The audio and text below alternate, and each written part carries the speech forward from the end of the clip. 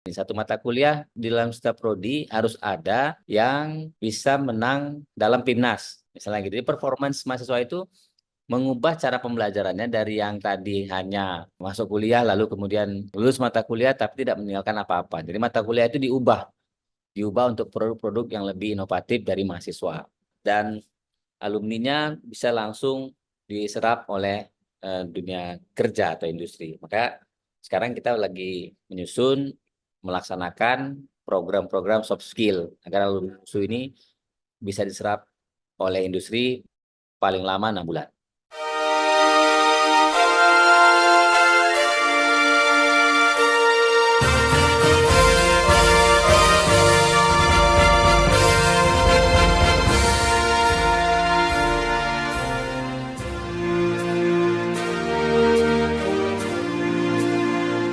Bersama saya Bambang Sadiono di kanal Inspirasi untuk Bangsa. Mudah-mudahan kanal ini selalu bisa memberi inspirasi, motivasi, dan edukasi.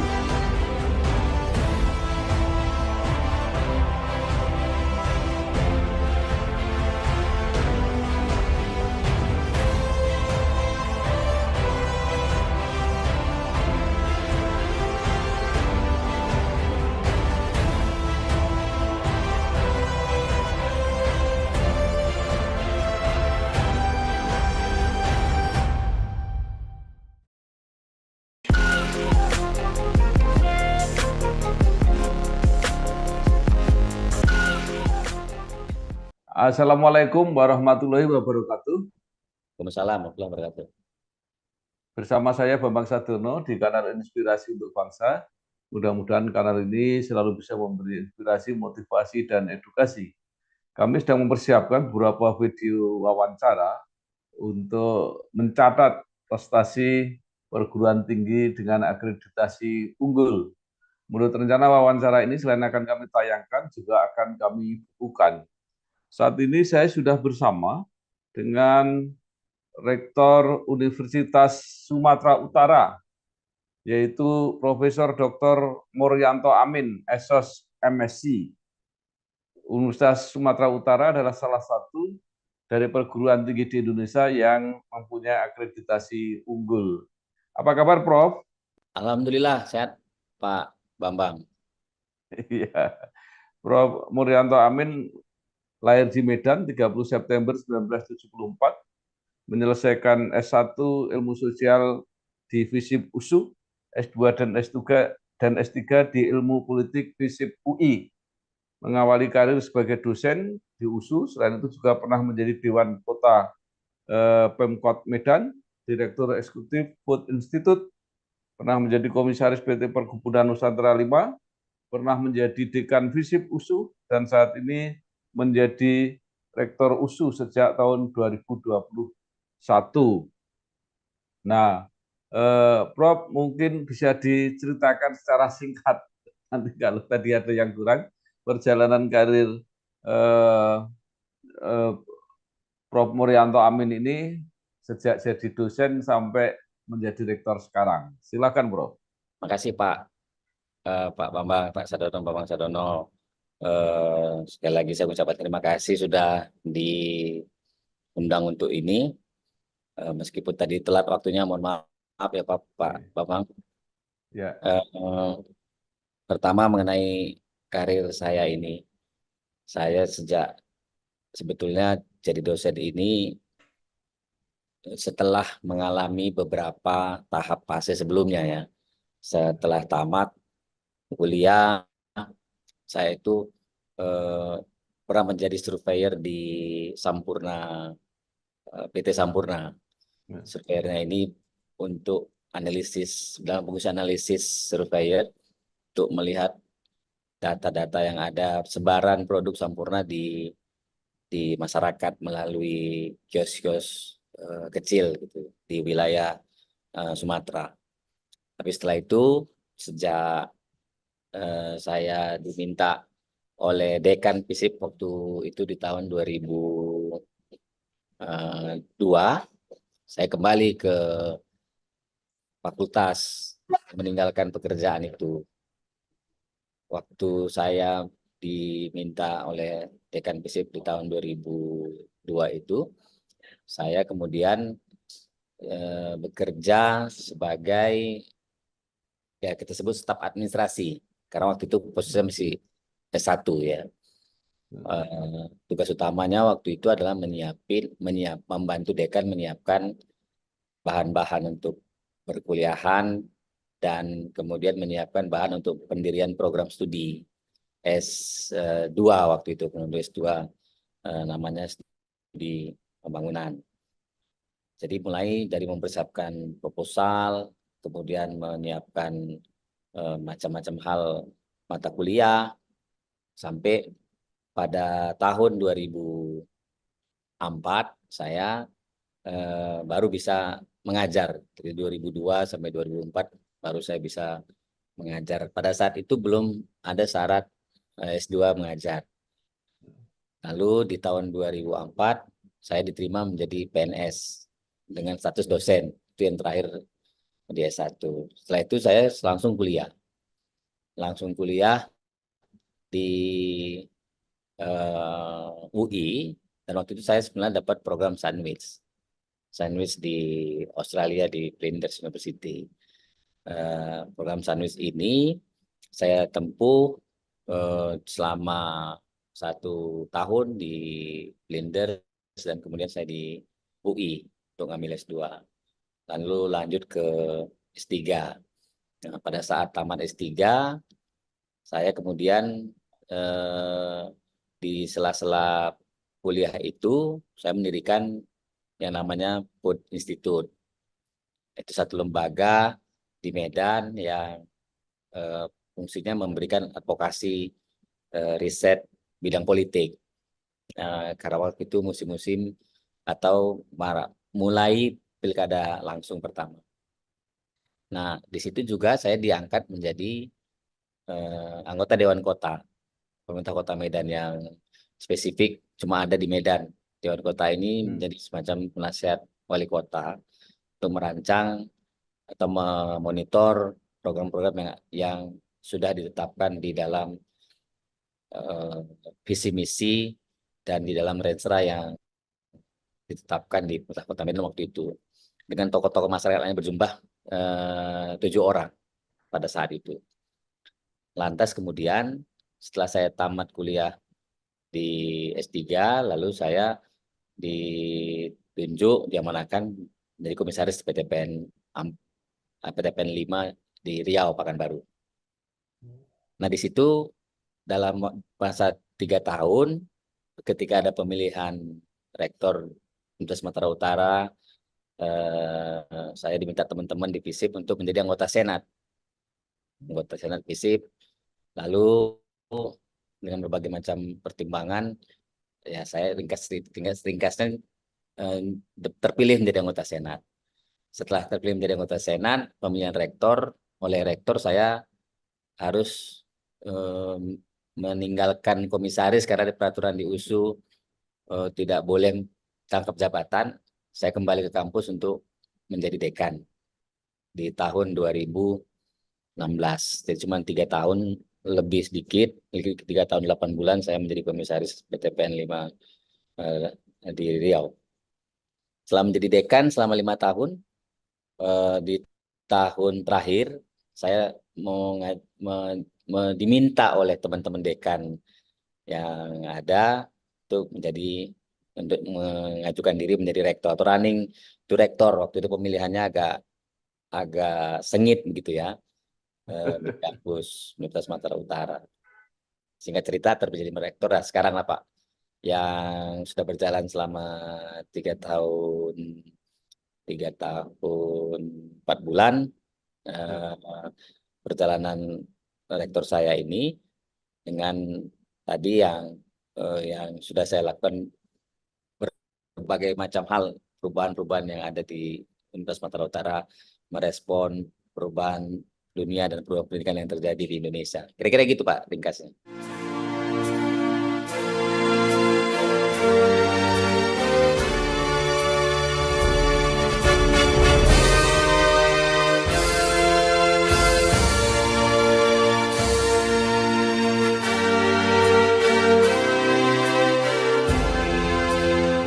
Baik, Prof.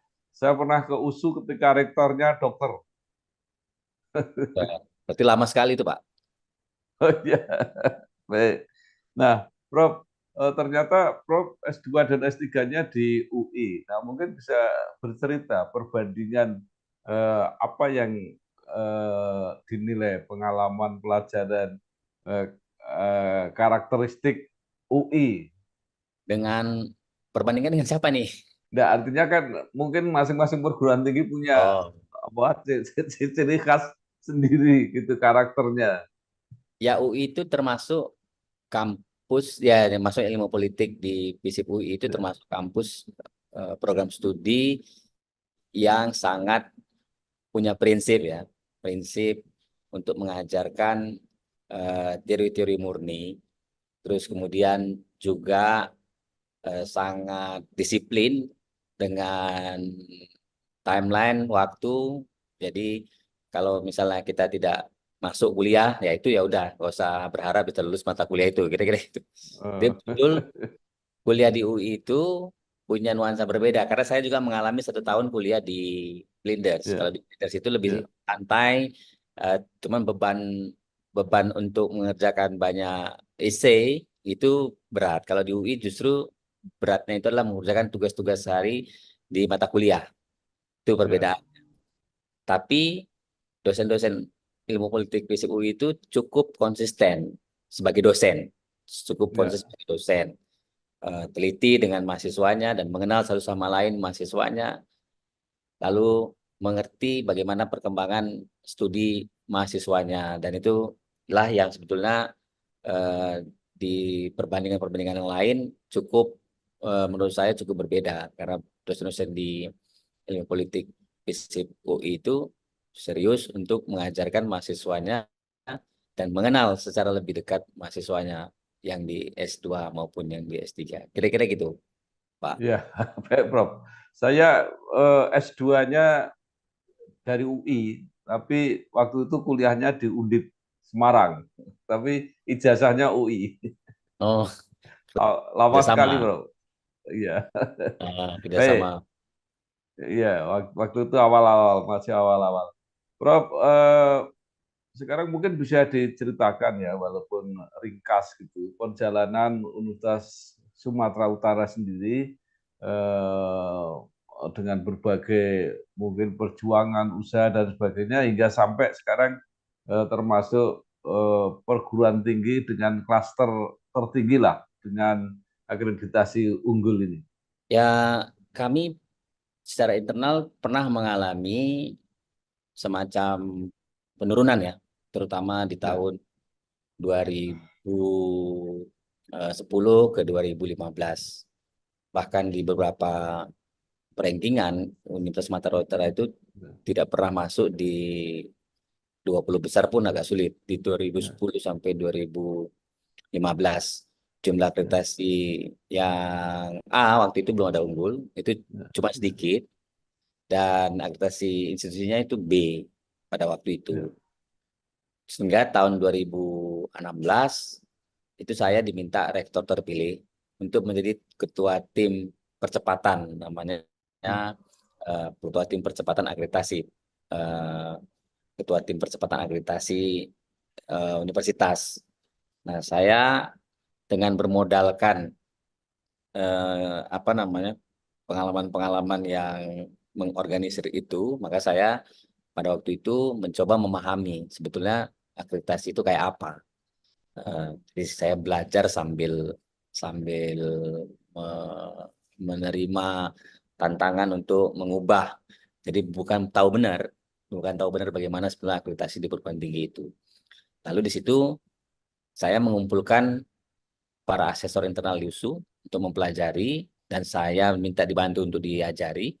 Sehingga saya membuat eh, program percepatan itu dengan mengubah banyak hal, termasuklah tata kelola yang ada. Tata kelola yang ada, lalu perbaikan infrastruktur dan komitmen pendanaan.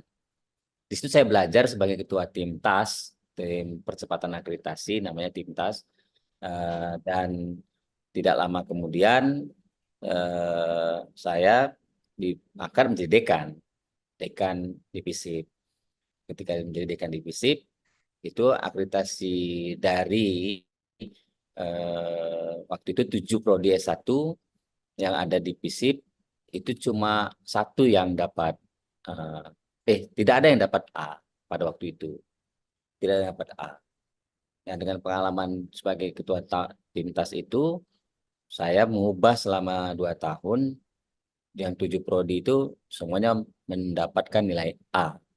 Dan pada saat menjadi ketua Timtas di tingkat universitas, yang tadinya cuma ada 8 yang A, program studi dari 71 program studi S1, itu bisa kita tambahin sebanyak, kalau saya tidak salah datanya, sampai dengan 27 pada waktu itu menjadi A.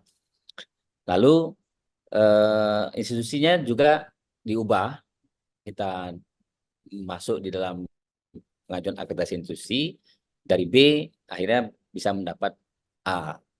Nah, setelah saya terpilih menjadi rektor, itu dengan pengalaman menjadi dekan, maka tugas pertama saya adalah mengubah dari A menjadi unggul. Itu yang pertama untuk nasional. Baru yang kedua, untuk internasional, saya ingin masuk ke dalam pemeringkatan internasional. Sehingga pada saat saya dilantik menjadi rektor, saya pelajari lagi entitas baru tentang pemeringkatan internasional, yang sama sekali dulu kami, sejak saya menjadi dekan, tidak pernah menyentuh itu. Tidak pernah menyentuh misalnya akreditasi internasional, dan kemudian pemeringkatan dari lembaga-lembaga internasional. Jadi kami baru memulai secara struktur, secara kelembagaan di tahun 2021. Sebelumnya sudah ada, cuman parsial-parsial, tidak konsen di situ. Sejak 2021 saya membentuk direktorat sendiri, namanya Direktorat Internasionalisasi, dan mengubah tata kelola Universitas Sumatera Utara ini, mengganti biro dengan departemen, dengan direktorat. Nah, setelah itu dari situ kita mulai, akhirnya di 2021 dalam waktu yang tidak begitu lama dengan collecting data dan kemudian memperbaiki infrastruktur, kita dapatlah di 1200 QS World University Ranking. Kemudian di tahun 2022 saya perbaiki dokumen-dokumen dan infrastruktur yang ada di beberapa prodi unggulan. Akreditasi program studi sudah dapat di tahun 2023 lalu, itu sudah mencapai 7 sekarang, 7 prodi yang internasional, dan cost-nya ternyata tidak mudah. Tahun ini running ada di 26 program studi yang internasional. Nah, pada saat itu akreditasi unggul institusi, lalu yang prodi unggul sudah sampai saat ini sudah mencapai angka 64%. Yang lainnya A, dan ada berapa yang belum akreditasi karena prodi baru, sebanyak 8 prodi. Ini kita mengubah yang A menjadi unggul.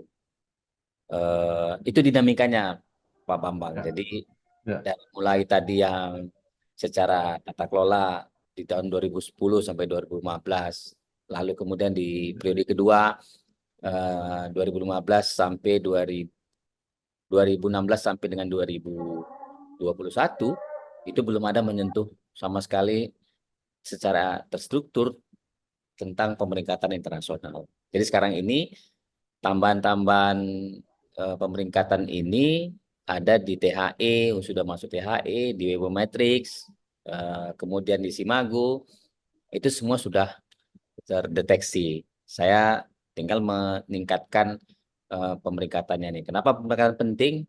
Ini karena kalau kita mau dilihat kualitasnya ya dari situ, dari pelayanan yang diukur atau dinilai oleh lembaga internasional yang diakui. Itu, Pak.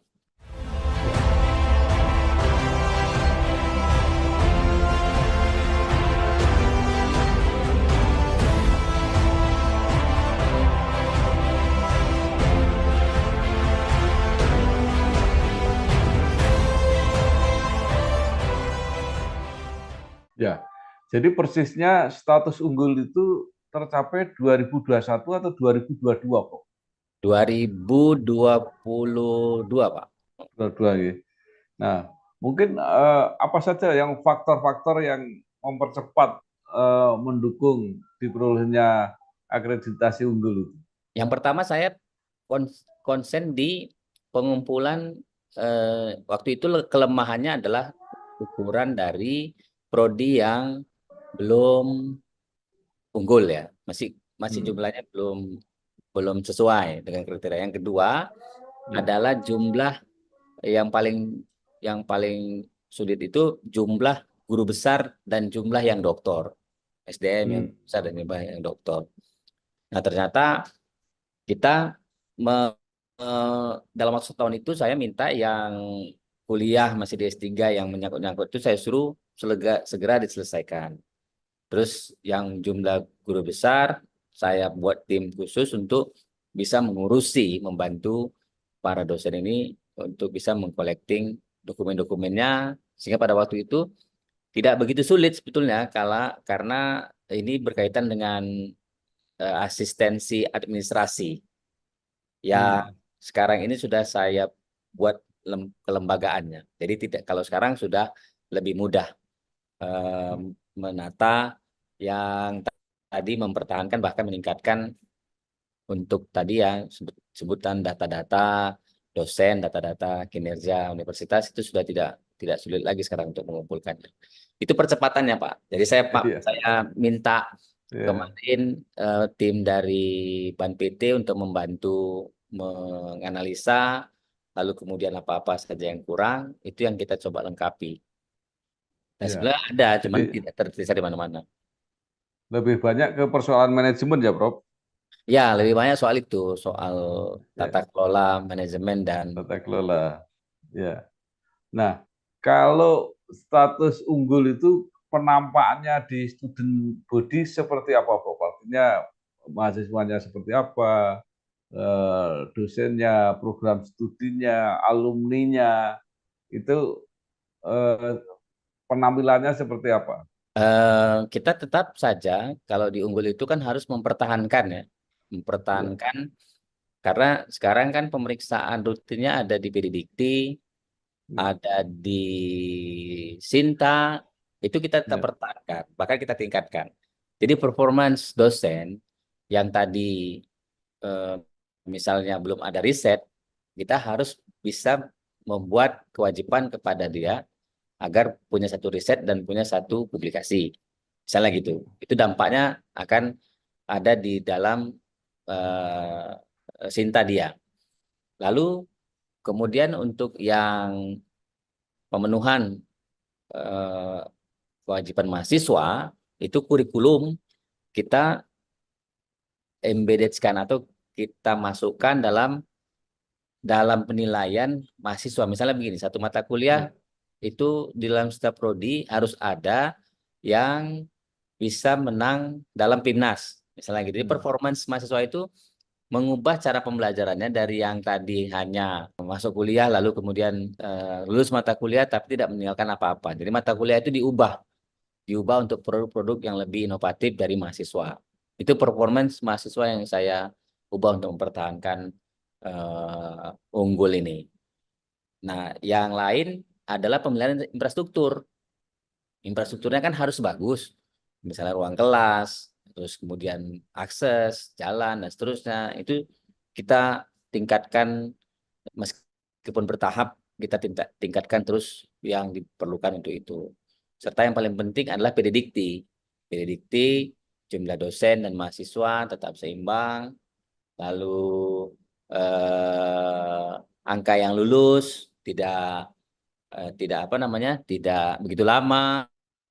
Jadi waktu tamat itu bisa terjaga dan alumninya bisa langsung diserap oleh dunia kerja atau industri. Maka sekarang kita lagi menyusun, melaksanakan program-program soft skill agar alumni ini bisa diserap oleh industri paling lama 6 bulan.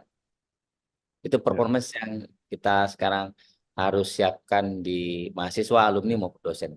Nah, kalau dilihat dari masyarakat, Prof, masyarakat publik yang agak awam gitu, Artinya capaian akreditasi unggul itu tampak di mana? Mungkin ada prestasi, capaian baik nasional maupun internasional yang terlihat. Kalau masyarakat itu kita melihatnya seberapa banyak tambahan orang yang memilih USU Hmm, pada saat seleksi mahasiswa baru. Ya. ya, Pada saat unggul, saya melihatnya apalagi udah dapat pemeringkatan nasional, jadi jumlahnya makin bertambah, Pak, yang memilih USU di ya, pilihan satu. Nah, jadi bertambah sekitar 5% ya. Jadi 2023 bertambah, 2024 tahun ini kita dapat eh, di UTBK ini sebanyak 27.000 mahasiswa yang memilih eh, pilihan pertamanya di Universitas Sumatera Utara. Itu jumlah yang naik dari tahun lalu. Sementara yang diterima cuma 2.200. Itu indikatornya, Pak, indikator kepercayaan publik ya, ke kita. Karena ya. Raihat Nasional unggul, lalu beberapa prodi udah unggul, dan kemudian kita sudah masuk di pemeringkatan QS World University Ranking dan Times Higher Education Ranking.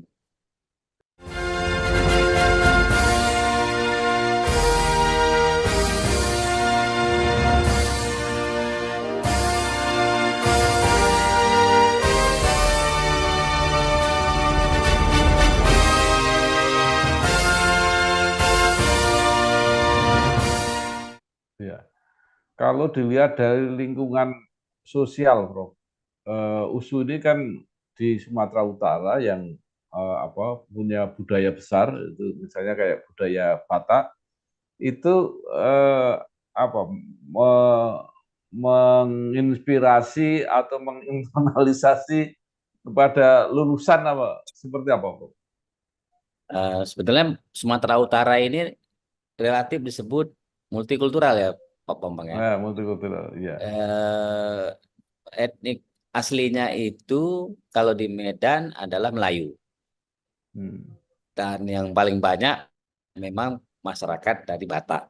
Jadi dominasi budaya Batak di Sumatera Utara itu memberikan banyak warna, banyak warna. Misalnya begini, eh, orang-orang Batak itu punya budaya untuk menyekolahkan anaknya meskipun dia menjual sawah atau Hmm. binatang atau hewan peliharaannya.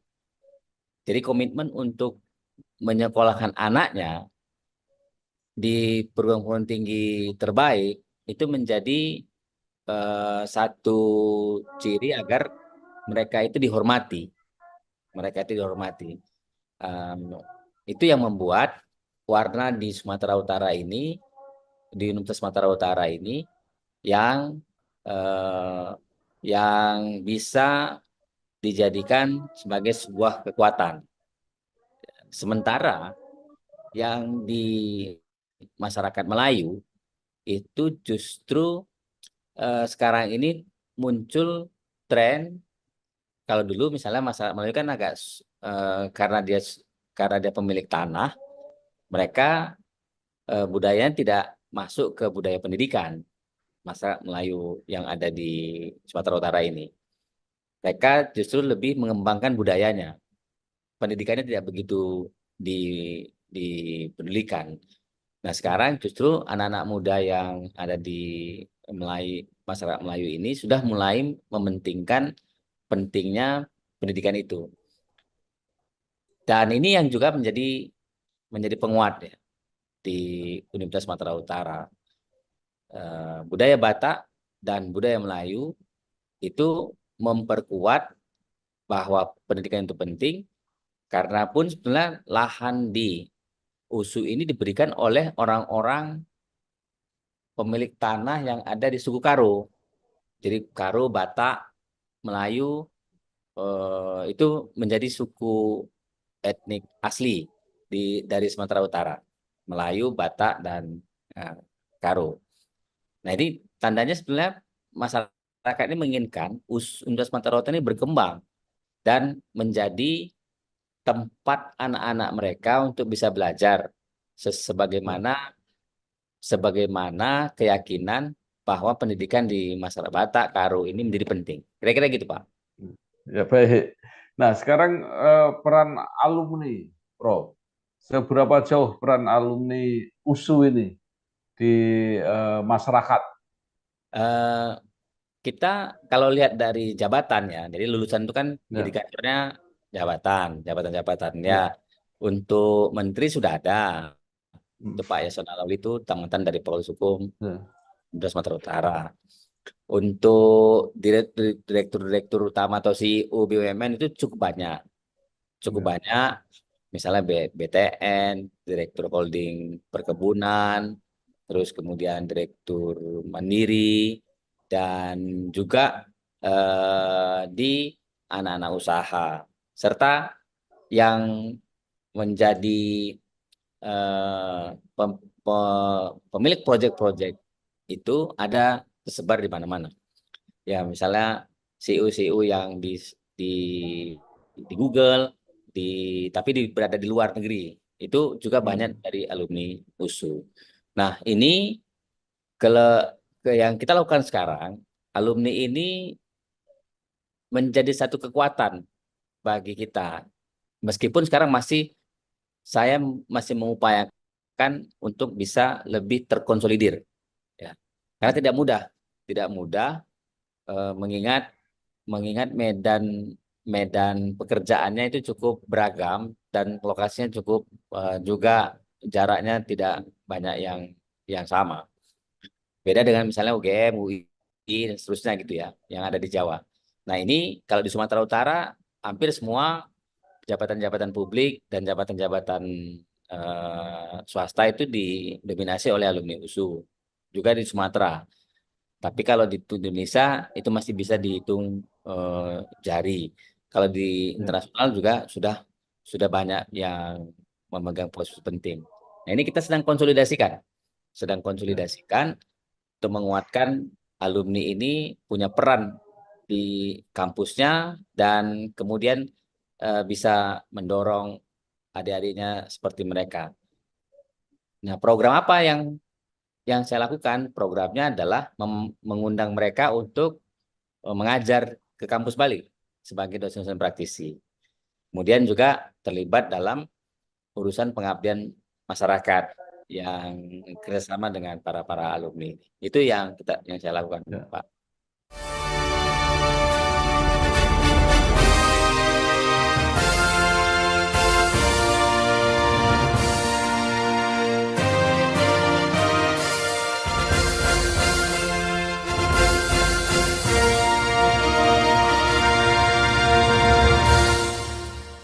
Baik. Nah, sekarang interaksi antara universitas dengan masyarakat, baik lingkungan masyarakat, pemerintah, kemudian instansi-instansi, industri dan sebagainya yang mendukung USU bisa digambarkan seperti apa? Kalau untuk pemerintah daerah, kita menjadi mitra utama, misalnya menjadi tim ahli, lalu kemudian merancang program Pemda, provinsi, kabupaten kota, itu kita menjadi mitra utama. Selalu saja dosen-dosen di kita ini digunakan sebagai tim ahli untuk menyusun dan monitoring itu. Itu untuk pemerintah daerah. Lalu untuk komunitas masyarakat, melalui pengabdian masyarakat dan inovasi dosen, itu kita sudah bisa menyimpulkan atau membuat satu apa namanya satu satu satu tingkat kumulatif bahwa desa-desa yang ada di Sumatera Utara ini yang punya inovasi itu sumbernya ya lebih banyak dari Universitas Sumatera Utara ketimbang kampus-kampus yang lain. Nah, Bahkan dengan provinsi tetangga, misalnya seperti Riau ya, perbatasan itu, contoh misalnya di saya lupa namanya itu Rokan Hulu apa Rokan Hilir, itu justru bermitra dengan USU ketimbang di UNRI. Kenapa? hmm, Karena jaraknya lebih dekat ke USU ketimbang ke UNRI. Lalu yang di Aceh juga begitu. Dan sekarang kita lagi merancang program KKN tematik internasional dengan mengundang kampus-kampus yang lain untuk ikut di level internasional. Sudah ada 25 kampus yang mendaftar pada bulan Juli nanti untuk itu. Nah, kemudian juga kalau misalnya ada memerlukan pemikiran-pemikiran yang berkaitan dengan pengembangan politik lokal dan pengembangan komunitas lokal, itu ya pasti yang dicari adalah dosen-dosen USU. Itu keberadaan USU di Universitas Sumatera Utara. Ya. Baik, terakhir Prof, ini semua kita, bangsa Indonesia ini kan sedang menuju momentum Indonesia Emas 2045. Nah, apa yang diprogramkan oleh USU untuk membantu, memberi sumbangsih atau komitmen membantu tercapainya mimpi bangsa Indonesia ini? Saya lebih memberikan sumbangsi agar lulusan USU ini punya soft skill yang bisa langsung diserap oleh dunia kerja. Selama ini perkuliahan itu melupakan bahwa urusan soft skill itu urusan yang diperlukan sekarang. Banyak juga yang tidak mempedulikan soft skill. Soft skill itu misalnya soal karakter, lalu kemudian soal pengembangan diri, lalu kemudian soal passion yang mereka anak-anak ini inginkan untuk apa yang mereka mau itu bisa diakomodir oleh kampus. Sehingga soft skill ini pada saat dia tamat atau bahkan dia sebelum tamat, dia sudah bisa langsung employable-nya tuh bisa tinggi. Jadi tingkat keterserapan dia terhadap dunia kerja itu menjadi semakin tinggi. Nah, ini fungsi perguruan tinggi, jadi memberikan lulusannya itu bisa langsung diserap oleh tenaga kerja, oleh industri dengan cara tadi pada saat kuliah dia sudah harus belajar untuk bekerja, sudah harus membiasakan dirinya tahu apa yang dia inginkan dan memahami serta menginginkan apa yang akan dia peroleh. Nah, itu menjadi penting. Itu yang kita ubah agar Indonesia Emas ini tidak 2045, tapi sebelumnya bisa kita wujudkan. Indikatornya lulusan Universitas Sumatera Utara pada satu angkatan itu 80% sudah diterima oleh dunia industri. Itu yang saya akan lakukan, Pak. Baik, terima kasih sekali Profesor Dr. Muryanto Amin, SSMSI, Rektor Universitas Sumatera Utara. Banyak sekali yang sudah disampaikan. Mudah-mudahan ini memberi gambaran bagi masyarakat yang ingin bekerja sama, ingin studi di Universitas Sumatera Utara, termasuk salah satu perguruan tinggi papan atas dengan akreditasi unggul di Indonesia. Sekali lagi terima kasih Prof. Sukses selalu. Terima kasih Pak. Terima kasih. Jadi, Assalamualaikum warahmatullahi wabarakatuh. Waalaikumsalam warahmatullahi wabarakatuh.